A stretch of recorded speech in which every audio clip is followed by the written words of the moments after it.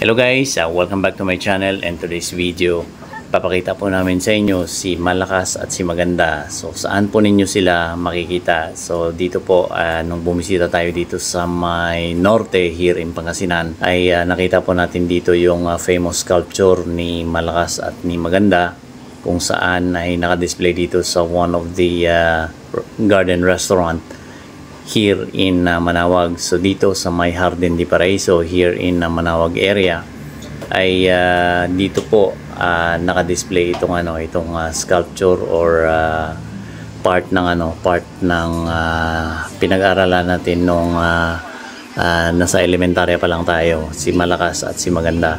So dito, pag bumisita kayo dito sa may Pangasinan at dumalaw kayo sa may Manawag Church, don't forget to drop by here in Jardín de Paraíso restaurant.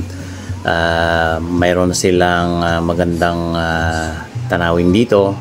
Ang garden ng ang restaurant nila, or the garden restaurant, is very conducive.